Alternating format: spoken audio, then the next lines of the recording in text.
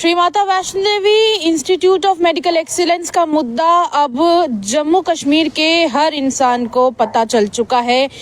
सीधी बात यह है कि 42 सीटें यहाँ एक विशेष समुदाय को दी गई, जिसके बाद कटरा के काफी सारे लोगों ने प्रदर्शन किया, कई सारी हिंदू ऑर्गेनाइजेशंस ने प्रदर्शन किया। पर हाल ही में जम्मू कश्मीर के वजीर आला उमर अब्दुल्ला का एक बयान आता है जो वहाँ की जमीन के बारे में बातचीत करता है। इस सब के बाद मोमेंट कल्की के कुछ लोग इस सब से नाराज हैं और गुस्से में हैं। रियासी में भी प्रदर्शन हुआ है, पर इस वक्त मोमेंट कल्की के एक सदस्य मेरे साथ मौजूद हैं। आइए बातचीत करते हैं। ठाकुर साहब नमस्कार, कैसे हैं आप? बस बिल्कुल ठीक जी। आज आपने पहले तो आपको उमर अब्दुल्ला साहब से क्या नाराजगी, उसके बारे में जरा बताएं।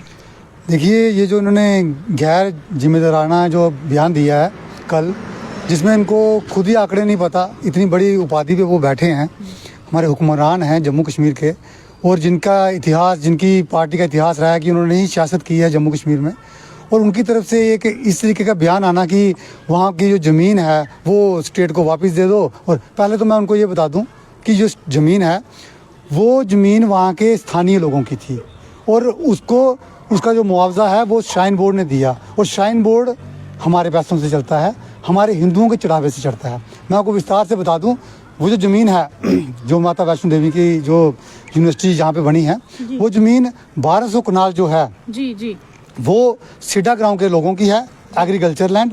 और जो 3200 कनाल ज़मीन है वो है वहाँ के जो जगह बनती, जो जहाँ पे सिकेतर जो जगह है वो वहाँ की लोगों की ज़मीन है जी। तो करगियाल के लोगों की ये दो गांव है जिन्होंने वो ज़मीन दी है। करगियाल के लोग भी आज नाराज थे काफी, उन्होंने भी काफी प्रदर्शन किया आज। उनका कहना है कि वो ज़मीन जबरदस्ती ली गई थी, क्या ये सच है? जी, वो ज़मीन जो है वो अंडर प्रोटेस्ट ली गई है, और उनका केस अभी तक चलता रहा है। 2024 में जाकर उसमें हाई कोर्ट से एक फैसला है जिसमें कि बरियाल अब्बल और वो जो किस्म थी ज़मीन की, उसके मसले उन लोगों को भी पैसे सही से नहीं दिए गए। श्राइन बोर्ड ने वहाँ पे भी घपला किया है। लेकिन बड़ी बात वो नहीं है, बड़ी बात ये है कि इनके पास जो आंकड़े पहुंचे हैं, जो उमर साहब के पास आंकड़े पहुंचे हैं, ये इतने गलत कैसे पहुंचे? उनकी एजेंसियां कहाँ हैं? ये हमारा जो जम्मू कश्मीर का जो नेतृत्व करेंगे, जिनको आंकड़े नहीं पता।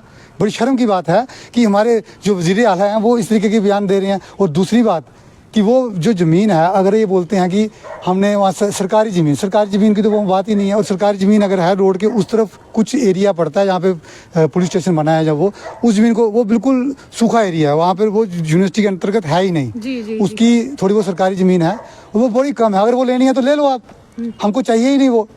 और वैष्णो देवी जो धाम है हमारा, जो उसके पैसों से बना हुआ जो यूनिवर्सिटी है, वो केवल और केवल हमारी है। और ये हमें कतई बर्दाश्त नहीं है वहाँ पर कोई भी और मज़हब के लोग वहाँ पढ़ें।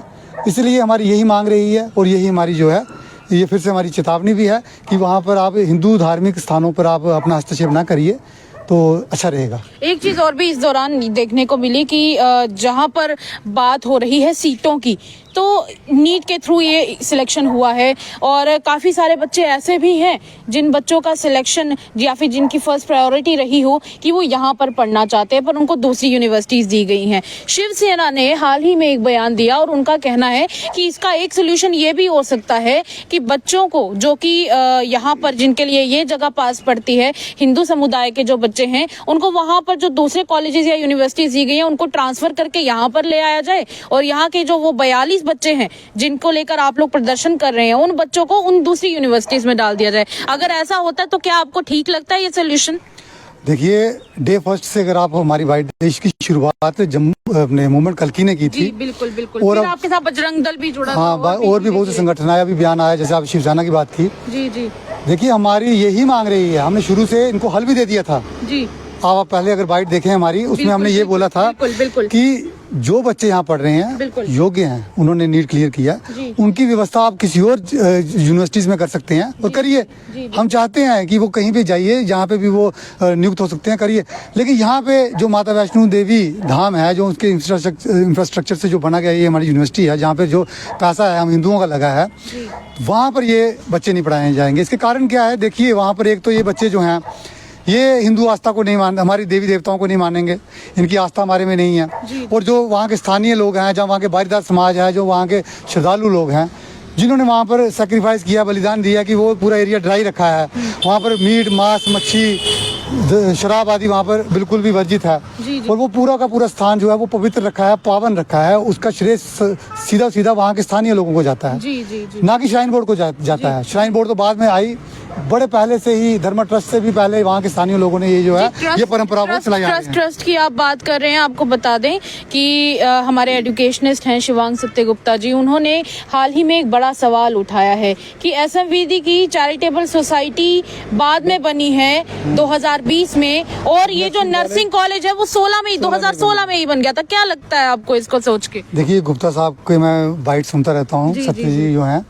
ये मैं खुद चाहता था उनसे मिलना, क्योंकि उनको जितनी नॉलेज और जितनी डीप वो रिसर्च करके बात बोल रहे हैं और तथ्यों पे बात कर रहे हैं, ये उनको सैल्यूट है। और उनको हम चाहते हैं कि इस तरीके के जो बुद्धिजीवी हैं ये जम्मू का नेतृत्व करें, हमारा साथ दें, और बड़े हम धनभागी हैं। और उन्होंने सही बात वो पकड़ी है, जो यहाँ पे धांधली सीधा सीधा दिख रही है। 2020 में जाकर जब आप गठन करते हैं किसी सोसाइटी का, चैरिटेबल ट्रस्ट का, और उसका जो वहाँ पे अपॉइंट पहले ही हो गया, ये अपनी जो नर्सिंग कॉलेज के जितने भी वहाँ की अपॉइंटमेंट्स हुई हैं, जो भी वहाँ के एम्प्लॉयज़ हैं, जो बच्चे, तो ये यहाँ से सब दिखता है कि ये सब जो है सब की सब धांधली है।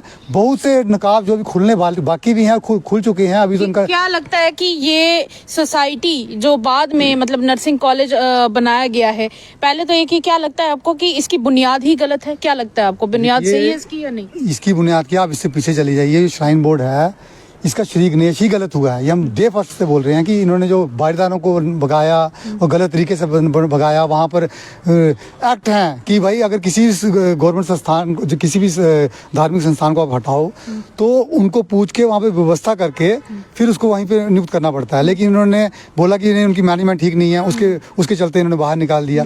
आप अगर एक्ट में जाएंगे तो एक्ट आपको पता लगेगा कि वहाँ पर फिर से उन्हीं को बसाया जाना चाहिए। उनका अधिकार है, क्योंकि वो हकदार हैं, उन्होंने शुरुआत की, उन्होंने वहाँ पर देख रेख करते रहे, सेवा करते रहे। जमीन के मुद्दे पर अगर हम वापस आए तो आपने पहले भी बताया कि, और हमने ये भी देखा कि ककड़ियाल के लोगों ने भी प्रदर्शन किया कि वो जमीन जबरन ले ली गई थी। तो क्या लगता है कि उमर अब्दुल्ला साहब को इस पर क्या करना चाहिए, जो कह रहे हैं कि जमीन ही वापस कर दो आप लोग?